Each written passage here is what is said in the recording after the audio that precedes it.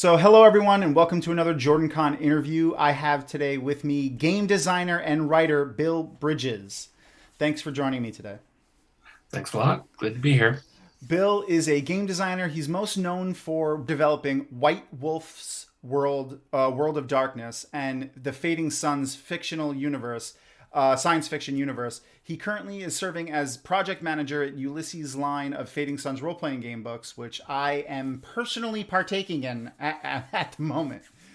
When he's not playing or making RPGs, he serves as a fellow at Atlanta's Mythic Imagination Institute. He sits on boards of the C.G. Jung Society of Atlanta and Broadleaf Writers Association. He was one of the original crew behind the landmark World of Darkness property, which I'm sure everyone knows.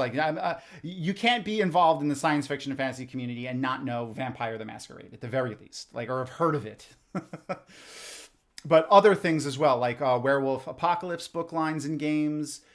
He was the senior contact designer of CCP Games, World of Darkness MMO, which we'll all take a collective moment of silence for.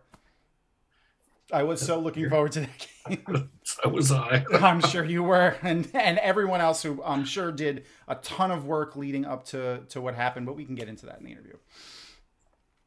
He's also created Mage the Awakening and Promethean. Created the setting and developed numerous books in the Mage the Ascension game series. His fictional works include My Time Among the Stars for the Fading Sun, The Silver Crown, The Last Battle, and the Song of the Unmaking novels for Werewolf the Apocalypse. He's still waiting on his owl mail invitation to the Hidden Wizard School, aren't we all? And in the meantime, he consoles himself by reading all manner of esoteric writings, such as the wizardly works of C.G. Jung. So, thank you. I usually edit those down to being shorter, but all of it was so much fun that I just wanted to read it all. Thanks. Especially that end there, because I also am waiting. Yeah, it still hasn't come. Yeah. I don't know Or why. some wizened old green alien to show up and tell me I'm secretly a Jedi of some kind. Oh, that'd be good too. That'd be nice. So, like I said, I'm personally at the moment partaking in a Fading Suns game, which is fantastic. That is great. I'm Glad to hear it. I actually was introduced to the Fading Suns universe through this game, and a friend, actually, I think a mutual friend of ours, Jen Lyons, who's also an author, or at least someone that you've ran into professionally at other conventions. She's a I think I've met her before at a convention. Yeah. yeah. She is a Tor author. Her and her Right. husband are actually good friends, and we've been playing a a Fading Suns game. Oh, wow. Yeah. My character is a former brother battle, who's a little less devout than he should be. I modeled him after basically Snake Plissken from Oh, that's Escape from New cool. York. Thought he was dead. So, Fading Suns, and correct me if I get any of this wrong, because like I said, I'm new to the universe. Like maybe only about a year we've been playing in this game, but I've really enjoyed it thus far. But the setting is basically like a way in the distant future after a few post-apocalypse type events. In our universe, though, it's a hard sci-fi type setting, but also has a lot of fantasy elements in it, like church. Like there's an overarchy like ruling church kind of body that is kind of has like a tentative agreement slash working relationship with the noble houses, and there's guilds and stuff like that. Yeah, some people have called it Game of Thrones in space. I, Uh, absolutely, yeah. And absolutely. I kind of look at it as also Three Musketeers in space, where your heroes tend to be the stalwarts. They tend to be working for the nobles, but in vying against the church, and then there are merchants and guilds in there. So it's pretty much if you take some of that social setup of the Middle Ages, and but you add blasters and rocket ships and stuff to it. There you get Fading Suns. Yeah, that is perfect. That is exactly how I imagined it as well. The one bit I want to also mention is, the small group, not so small group of, what did I say before? Near psychotic band of fanatical, murderous religious zealots with flamethrowers. Right. That would be the Avestites from Temple of Vesti. That's them. And the church has all these different orders, and they're the ones who are the zealots and stuff, and they're barely kept under control by the orthodoxy. But then you've got the other ones like the Brother Battle, which was your character. They're the warrior monks, and they're the crazy wizards and the Eschatonic Order, and others out there too. So yeah, no, that's great. Panoply of stuff. I love. It's been great. I've been going back and forth between reading some of the, trying to read some of the lore while at the same time trying to maintain my disconnection with the character, like what the character would know. I don't want to spoil myself. It's fun as I learn things with the character. Mm-hmm. So I've read about Brother Battle and what he would know in his travels, but I've been trying to keep not reading too much into the lore of what he wouldn't know. And it's been a ton of fun discovering these things. Thankfully, we haven't run into any Avestites yet. You'll get there. Yeah. Oh, I know we will. Eventually. Jen's husband Mike is our DM, and oh man, I know he wants to throw Avestites at us. I know he does. Good to hear it. So, anyone who's watched, I'm sorry, I was right. Anyone who's watched any of these interviews so far know that I really do love alternate history and urban fantasy type settings that play with real world mythologies and actual historical events. So your world, while it does take place in the very, very distant future in a whole nother area of space, very far from Earth in most cases, there's still a lot of old human culture, mythologies, social things, elements within the story. So when you were writing the lore for that, how do you marry those two things together? Do you have a process where, you're going through things that you would like to use, or, and then change because of, how the story takes you? I hear a lot of writers talk about how, the story ends up getting a mind of its own, and then you are forced to kind of listen to its wills. But well, Fading Suns actually, funny enough, started out as a computer strategy game setting. The idea was to have this sort of medieval Dark Ages in space thing. And we thought, well, as long as we're going to be building a setting for that, let's do a role-playing game based off it. We can do all sorts of stuff. So the conceit in that game is called Emperor of the Fading Suns. It's set during what we call the Emperor Wars. So you've got these different noble houses who are each vying to become the emperor, the big top dog of everything.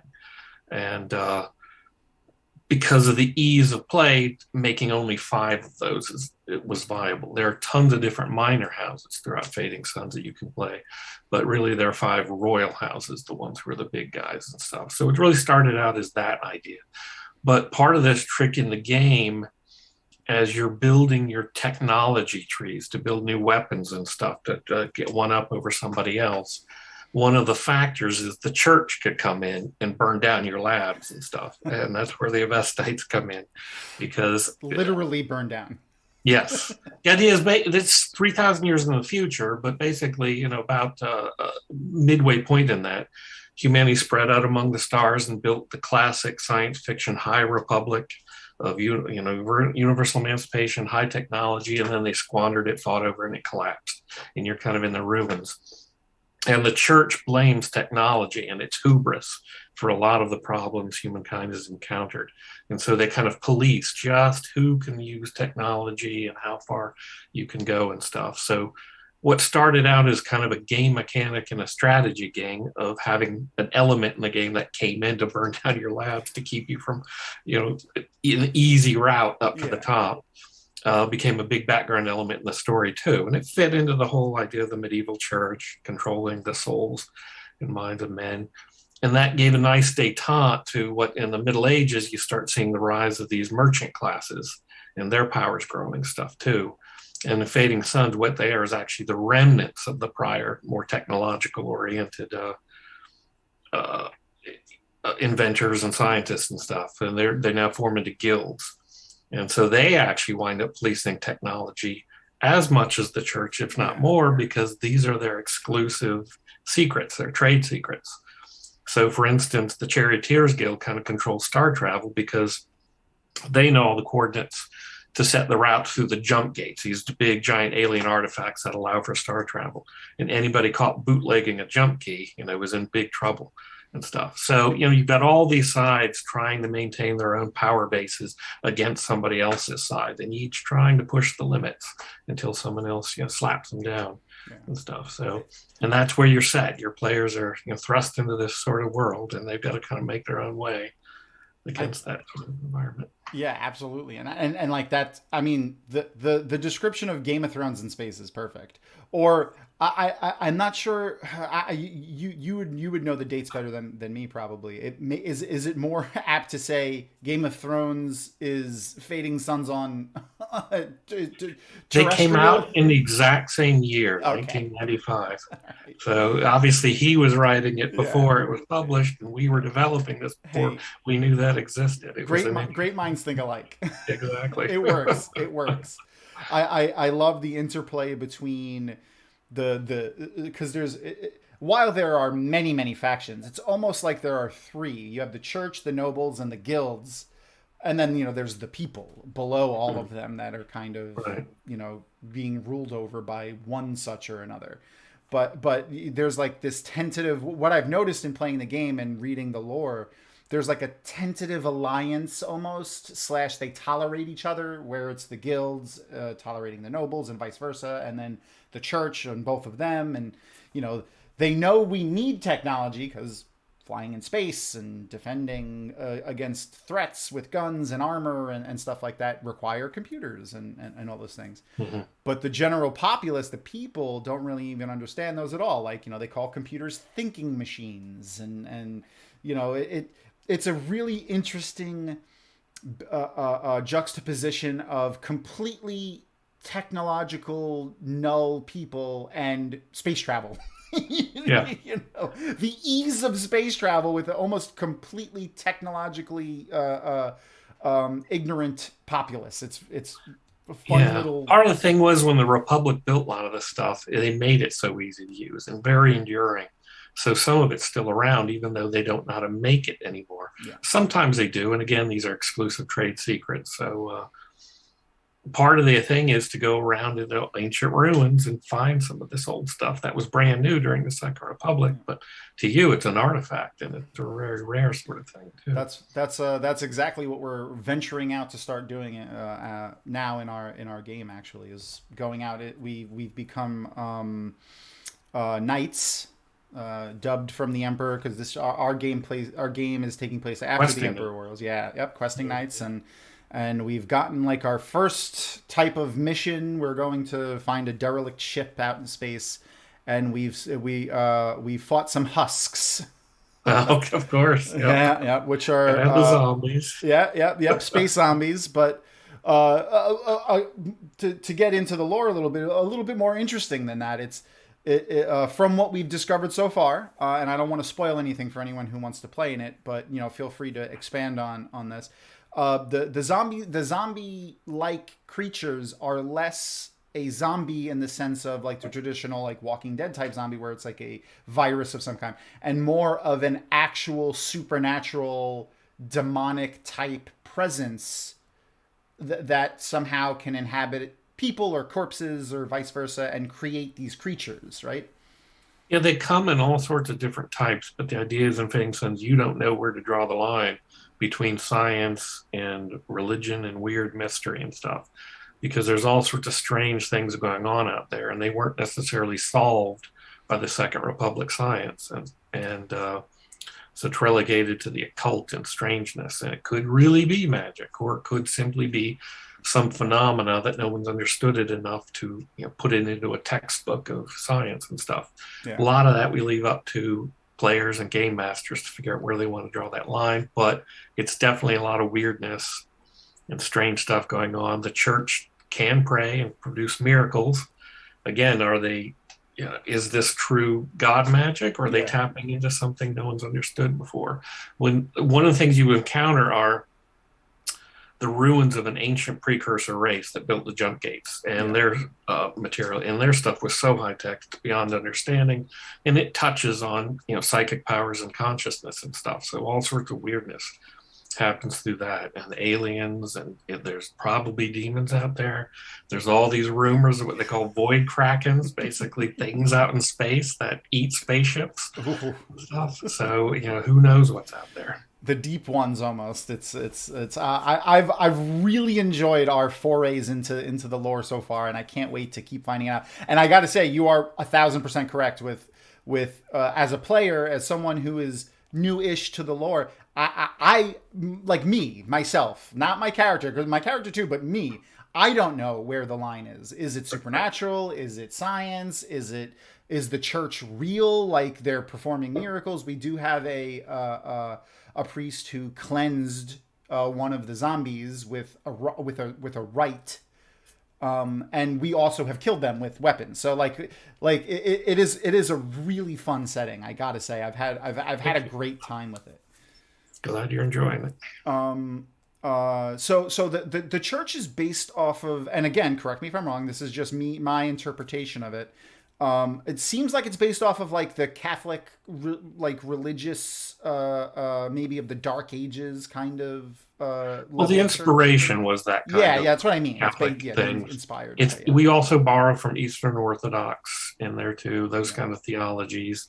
And because one of the fun things part of the setting is the theological battles that go on between these different sects and orders, and within the over church. just what it is that's going on and the meaning of their religion and the magic that shows up and things like that. That fits with a lot of the kind of religious wars that would break out during the Middle Ages and later and stuff. Yeah, absolutely. So when you're building a game, do you because not just include, we've already gone into a little bit with the video game aspect of it, but when you get down to a tabletop RPG game, a lot goes into the mechanics of that. Like there's a lot of consideration for balance and class creation, with not trying to make one class overpowered, making them all seem desirable at the same time, and then backgrounds and different mythologies that the characters can follow. Are they nobles? Are they guild members? Are they in the church? Are they from one of the other outlying civilizations that aren't in the empire? Was there any kind of process that you had to go through of changes to mechanics that you wanted or lore that you wanted that had to get changed because of one or the other? Well, we've had different editions over the years, and the most recent one has some of the biggest changes, and a lot of them are there to really emphasize setting elements. In the new edition, we introduced, it was kind of already in there in the background, but there was no rule for this sort of thing. And it's what the church calls technosis, which is that the technology has a certain danger, and it's the belief of the church. And as a matter of fact, there are a lot of philosophers of science and technology today in our world who wonder about these sort of things too, of is technology really neutral? Does it come with its own bias? And the church takes this almost to a degree where sometimes technology can influence your behavior in certain ways. And we go with that.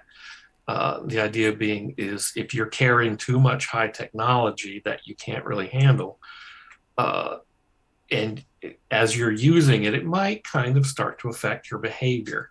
And the way this works is it only affects high technology. We have a whole tech level scale, as you'll see in a lot of sci-fi games. Yeah.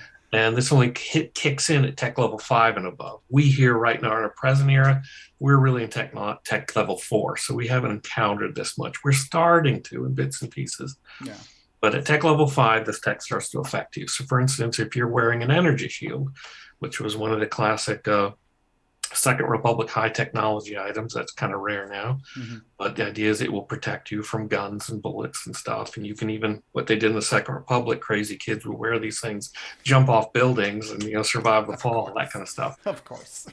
But what the problem is, if you're using that and you get a critical hit while using it and stuff, then you get taken over by the sort of technology's inherent bias. And the energy shield example is you could become reckless at that point. You think you're invulnerable, and you start doing things that. And the idea is the example we have for these kind of states is it's like when you're an improv player in a troupe and you've been given a cue. Well, run with it, role play it, see what happens and stuff. There are some suggested rules for how to do that, but it's mostly just start role playing recklessly now. Yeah, the shield's gotten to you. Yeah, and like a blaster is destructive. So if you get a really good at the blaster, you want to burn things now at that point, that kind of stuff. Oh, that explains. So we actually have a rule for that, and it emphasizes the church's beliefs about the stuff in the setting that was always there previously, but we didn't have a rule for it. Yeah, that's cool. That explains the Avestites' predilection for burning things, maybe. Yes.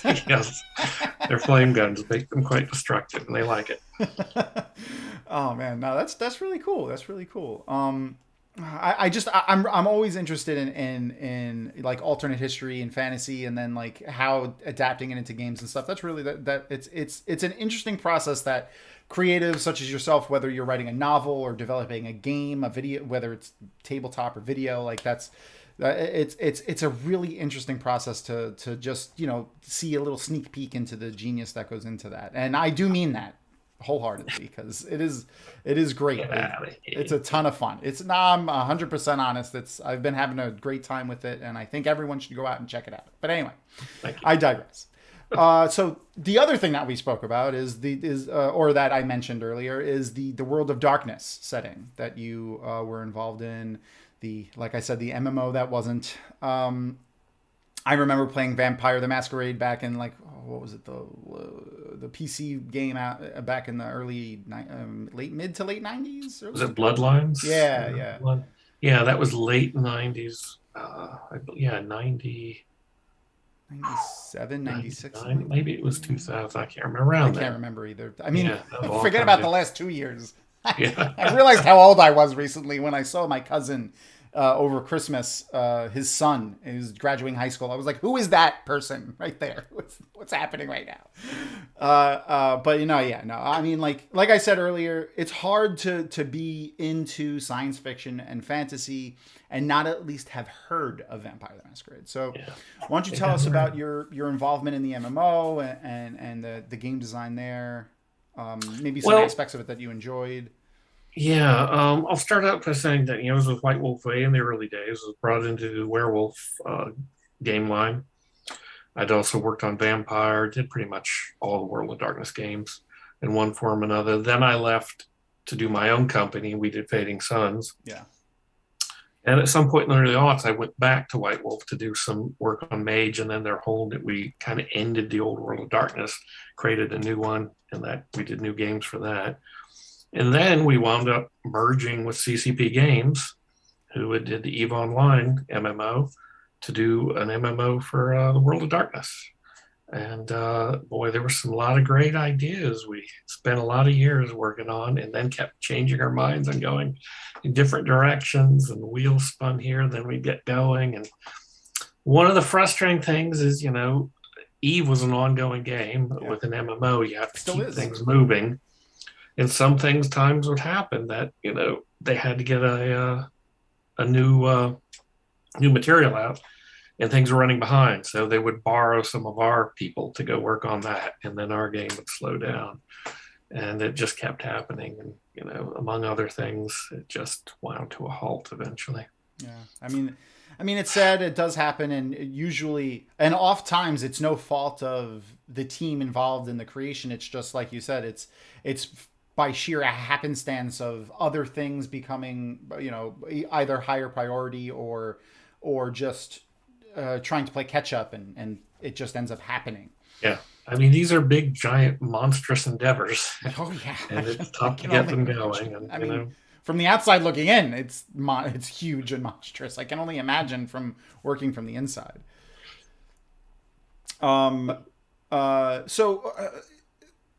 Writing for a video game versus a tabletop game, or even just lore for each of them, were there any surprising differences between the two? Any nuances that you discovered in going into both of those two different types of endeavors that you weren't expecting?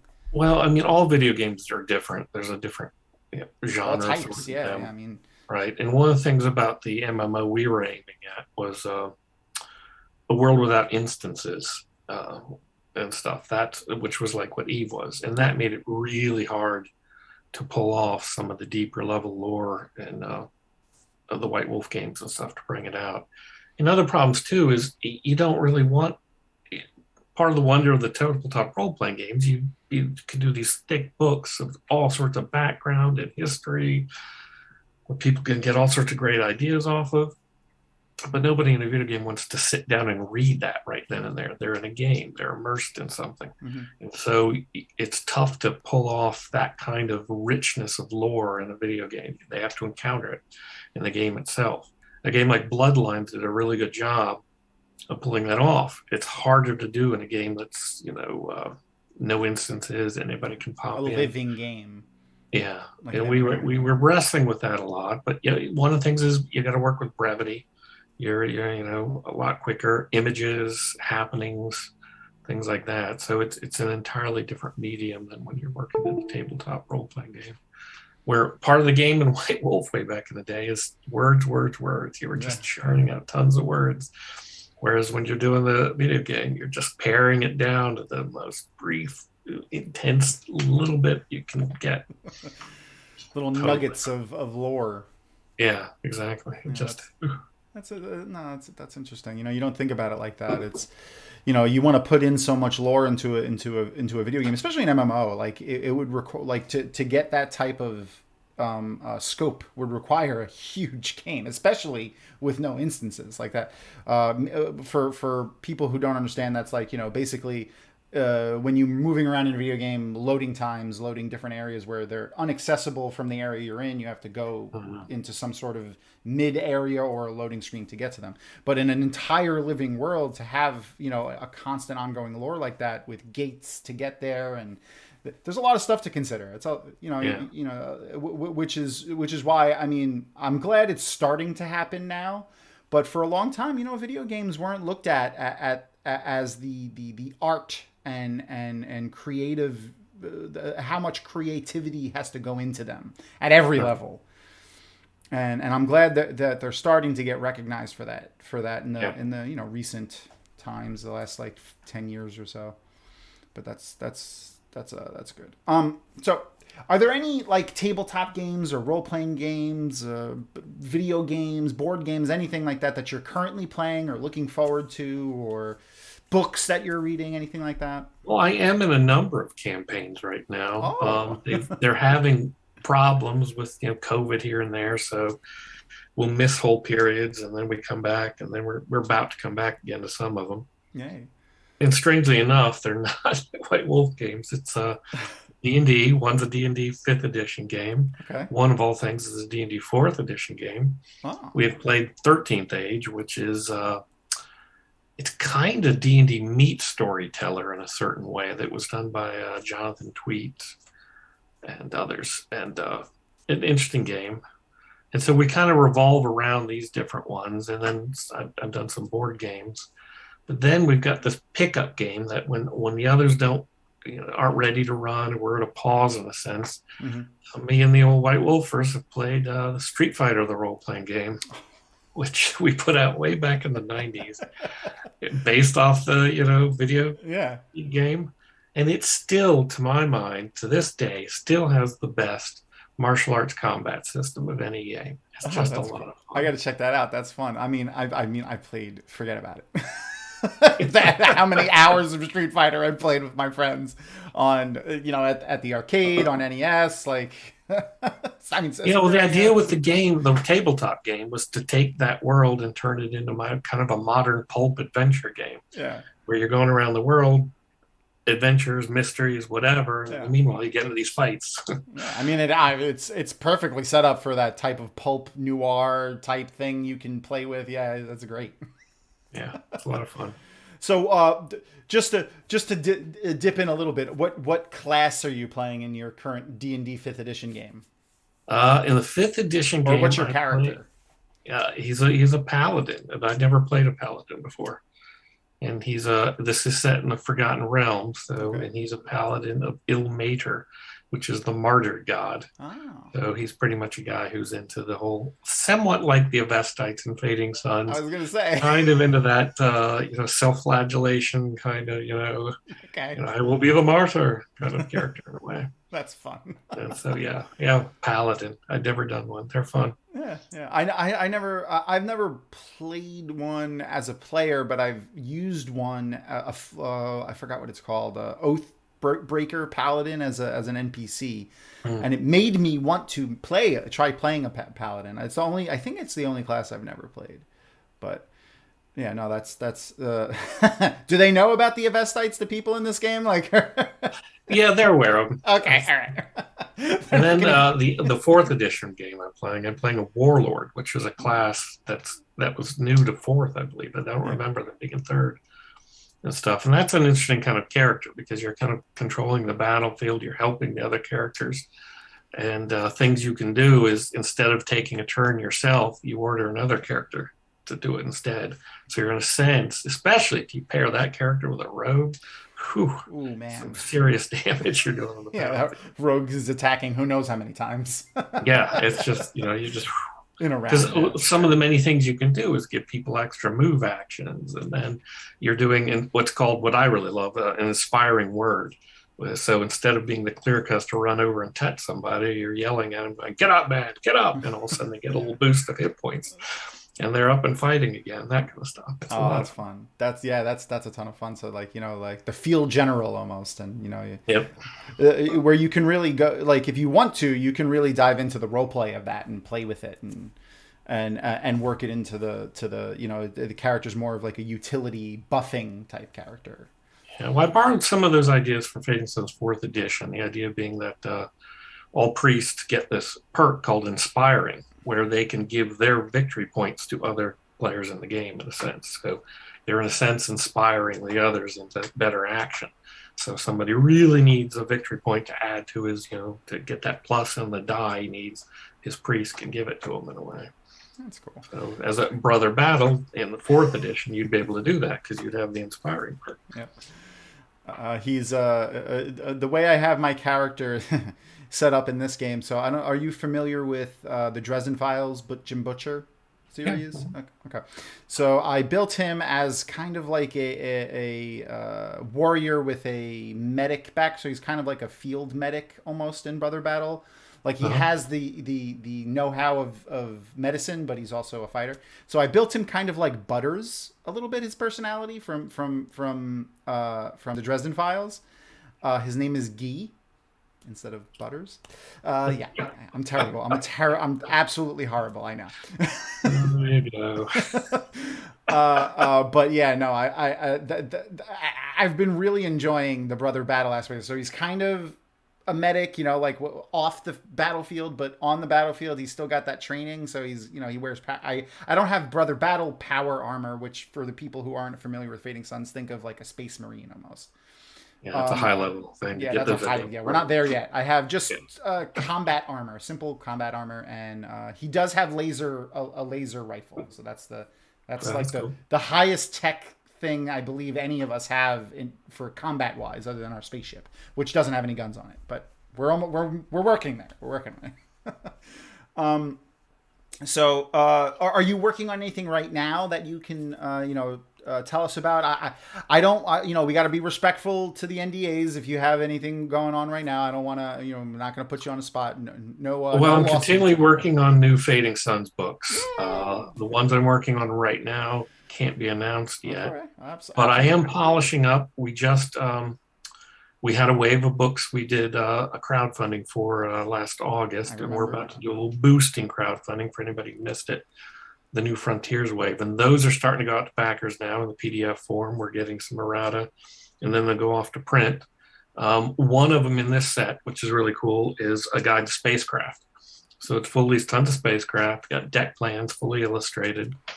I'm excited. And then as an additional thing, we've got as additional product to go with that. If you really like those deck plans, you can get fold-out posters, full-size posters of these things. That's awesome. And so these are 11 ships within the Fading Suns universe. They got their full details about how they fit into the setting, but also different modifications you could do with them, different versions, and then the basic plans. That's a ton of fun. I'm excited, legitimately excited about it. This one's aimed at the somewhat lower level ships, or the ones that are more likely for a beginning player character troop to maybe get a hold of or borrow from somebody and fly around on their own. So there you go. That's perfect. That's where we're at. One of our group members is a Ducados house, lesser noble. So his dad gave him, basically before the setting of the game, his dad gave him like a luxury yacht, and that's kind of what we're flying around on. But it's got, nothing on it other than the best thing it has on it is a jump drive. Like, we don't have any guns, no shields. Right. We have a cargo drive, and just really hope no one tries to a cargo hold, and just really hope no one tries to shoot at us when we're in it. Right. Yeah. Don't go into Voldrock space in that thing. Barbarians will come for you. We've been avoiding them. Oh no, it's hilarious. All right, so I've been wrapping these interviews up with a set of questions from a very favorite show of mine that I used to watch with my mom actually a lot, called Inside the Actor Studio, with the late great James Lipton.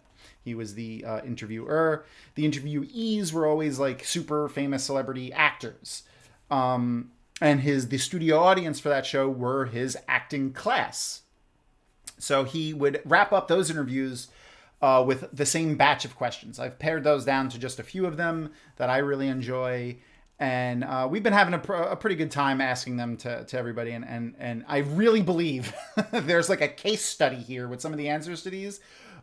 With the types of professions that, as a writer or an author or artists that you all are. Because there's been a very interesting similarity between a lot of these. Anyway, so we'll start off. There's only 5 of them or 6 of them, but here we go. What is your favorite word? Monster. I love that. I'm so sorry. All right. What is your least favorite word? I'm going to cheat and give you 2. Okay. Human resources. Oof. Okay. I like human resources managers I've met. I've worked with many good ones. Yeah. I just can't stand the name of that department, how it demeans people. That is absolutely fair. 100%. I agree. What is the first thing that you notice about another person? Oh, geez. That's a tough one, and I don't think I had a good one. I think I'll have to say whether they stink of the worm or not. Okay. I love it. Other than the plethora of jobs and hats that I'm sure you've worn over the years in game development and writing and stuff, is there any other profession, given all the time that you would need to partake of it, that you would like to attempt? Sure, film director. Who wouldn't? I mean, yeah, you get to look at all the things that are just coming out now. I mean, there's so many genres and types and things that you can get into. That's yeah, absolutely. And then the final one. What is your favorite curse word? I'm going to go with bullocks. I like the British curse words. Me too. I also really enjoy the alternate curse words that a lot of science fiction and fantasy use. Yeah, I've been really enjoying Ifrak, the Good Place. I don't know if you've seen. Oh yeah. Holy forking shirt balls and fantastic. I love Kristen Bell, so it's just and Ted Danson's been great in it. I could gush about them all day. But anyway, I just want to thank you for joining us. I can't wait to see you at JordanCon, and to find out all things Bill Bridges, go to bill-bridges.com. We'll have links and stuff all around this video. They're in your profile on the website. And thank you for joining us and having fun with me today. Thanks a lot for doing it, and keep playing Fang Suns.